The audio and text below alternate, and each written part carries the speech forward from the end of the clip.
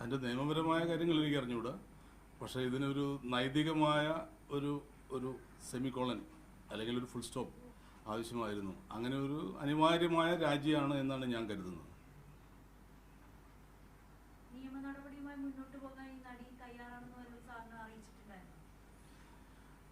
അവർ ഇന്നലെ വരെ പറഞ്ഞ കാര്യങ്ങളിൽ നിന്ന് ഞാൻ മനസ്സിലാക്കിയത്, ഞാൻ അവരുമായിട്ട് എല്ലാ ദിവസവും സംസാരിക്കുന്ന ആളല്ല, ഇതുമായി ബന്ധപ്പെട്ട് അയച്ച മെസ്സേജുകളിൽ നിന്നും ഞാൻ കണ്ട ഇൻ്റർവ്യൂവിൽ നിന്നും മനസ്സിലാക്കിയത് ഇന്നലെ വരെ അവർ അത് പൊറുക്കാൻ, ഒരു സോറി കൊണ്ട് പൊറുക്കാൻ തയ്യാറായിരുന്നു എന്നാണ്.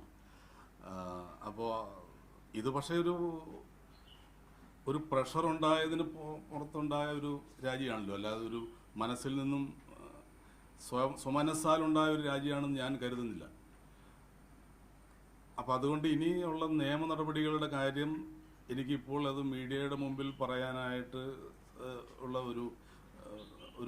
ഒരു പ്രശ്നമുള്ളത്. കാരണം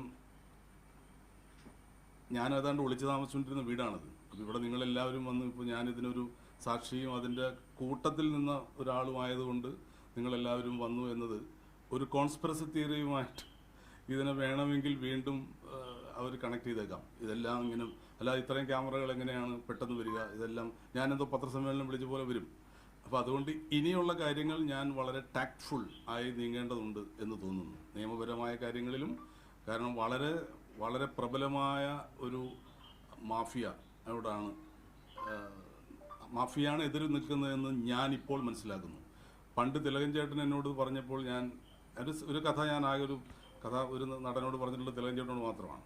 അപ്പോൾ അന്ന് പറഞ്ഞ അദ്ദേഹം ഉപയോഗിച്ച വാക്കാണ് മാഫിയ. അതിപ്പോൾ ഹേമ കമ്മിറ്റിയിൽ പവർ കമ്മിറ്റി എന്നാണ്, പവർ അങ്ങനെയല്ലേ, പവർ ഗ്രൂപ്പ് എന്ന് വരുന്നു. അപ്പോൾ ആ പവർ ഗ്രൂപ്പ് വളരെ പവർഫുള്ളാണെന്നും അതിൽ 15 പേരിൽ ഒരാൾ ആണ് ഇപ്പോൾ പുറത്തു പോകുന്നതെന്നും ഇങ്ങനെ ഇനി പലരും പുറത്തു പോയേക്കുമെന്നൊക്കെയാണ് പറയുന്നത്. അപ്പോൾ ഇത് ഞാൻ വിചാരിച്ചതിനേക്കാൾ ശക്തമാണ് എന്ന് എനിക്ക് മനസ്സിലാകുന്നതുകൊണ്ടാണ് അല്പം ഒരു തന്ത്രപരമായി ഈ കാര്യത്തിൽ, നിയമത്തിൻ്റെ കാര്യത്തിൽ നീങ്ങേണ്ടി വരണം എന്ന് ഞാൻ പറയുന്നത്. അല്ലെങ്കിൽ ഞാൻ ഇന്നിപ്പോൾ ഇതുവരെ സംസാരിച്ചതെല്ലാം ഒന്നും ഒളിക്കാതെ മറയ്ക്കാതെ പറഞ്ഞ ആളാണ്.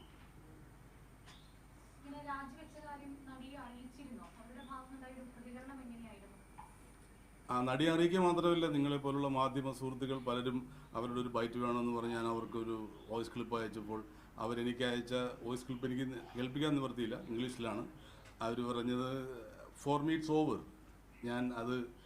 I M done with it.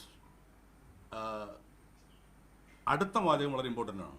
അവർ പറഞ്ഞ്, ബംഗാളി സിനിമയെ അടക്കമാണ് അവർ പറഞ്ഞത്.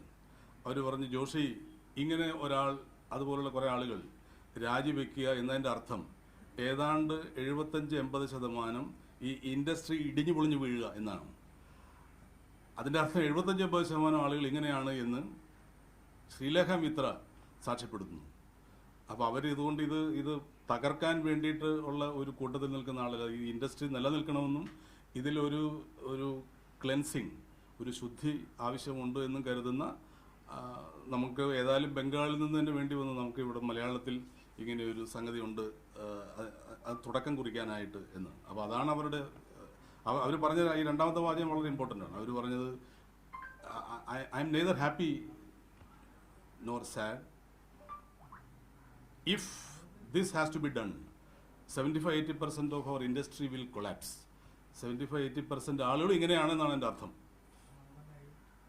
ഇത് ഞാൻ വിചാരിച്ചത് ഒരു ന്യൂനപക്ഷമാണെന്നാണ്. അതങ്ങനെയല്ല, ഒരു മഹാഭൂരിപക്ഷവും ഇങ്ങനെ എന്തോ ഒരു ചില പവർ മാഫിയയുടെ പുറത്താണ് എന്ന് ഞാൻ മനസ്സിലാക്കുന്നു. ഇതെല്ലാം എൻ്റെ ഇംപ്രഷൻസാണ്. ഞാൻ തിരുത്താൻ തയ്യാറാണ്. കാരണം ഞാൻ കേരളത്തിനും ഒരു ഔട്ട്സൈഡറാണ്. കഴിഞ്ഞ 10-24 വർഷമായിട്ട് കൽക്കട്ടയിലാണ് താമസിക്കുന്നത്. അപ്പോൾ വന്നും പോയിരിക്കുന്ന ആളാണ്. ഞാൻ ഇൻഡസ്ട്രിക്കും ഔട്ട്സൈഡറാണ്. ഞാൻ ചെയ്യുന്ന പടങ്ങളും എല്ലാം വളരെ ചെറിയ മൂലധനം മാത്രം ആവശ്യമുള്ള ക്ഷേമ പരീക്ഷണ ചിത്രങ്ങളാണ്. അപ്പോൾ അതുകൊണ്ട് ഞാനൊരു as a complete outsider and insider I can be free to articulate